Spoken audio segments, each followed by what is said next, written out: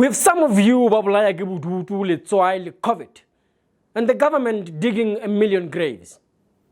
Takealot is taking online shopping to another level.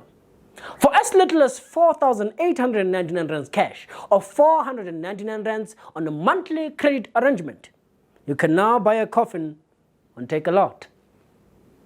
That's like buying a coffin at Macro, right next to the toilet papers or earbuds. Coffins come with free delivery on a no returns policy.